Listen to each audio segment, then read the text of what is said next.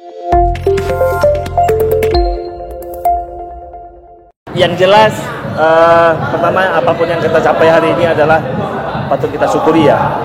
Dari awal musim kita berencana memasang target kembali ke Liga 1, alhamdulillah terrealisasi dari hari ini. Kami mengingatkan pemain bahwa hal ini terjadi karena kerjasama kita semua.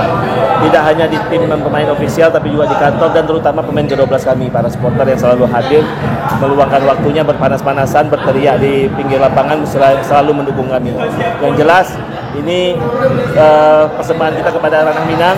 Mudah-mudahan ini pun bisa menjadi pemersatu kita sepak bolanya, terutama di Padang atau juga di rantau. Tapi yang jelas apresiasi juga kepada kami sampaikan kepada para pemain ofisial yang berjuang habis-habisan hari ini. Memang luar biasa sekali tantangannya, tapi mereka bisa melaluinya dengan sangat baik. Satu PR kita punya. Kalau kita lolos ke Liga 1, pasti ini jadi masalah ini. Stadion ini. Iya. Saya pikir sih memang ini mungkin sudah perlu kita bicarakan gitu ya. Makanya kami juga berencana dalam waktu dekat. Kebetulan kemarin juga sudah sempat berdiskusi dengan Pak Kadis. Nah, harapannya mungkin kita juga bisa menghadap kepada Pak Gubernur atau Pemprov ya, karena pemilik dan pengelola Stadion Haji Agus Salim Padang, karena ada banyak hal sih sebenarnya menurut saya yang harus kita benahi.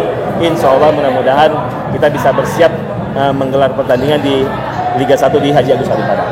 Terakhir, pertandingan final masih ada ini. Apa yang ingin Pak Win sampaikan? Yang jelas pertama kami sudah sepakat bahwa dari awal musim kita targetnya kembali ke Liga 1 dan hari ini telah terrealisasi.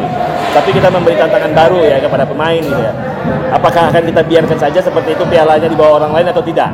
Nah, jadi kami memberikan semangat kembali kepada pemain, ayo kita selesaikan, kita finishkan di Liga 2 ini dengan membawa piala pulang. Insya Allah.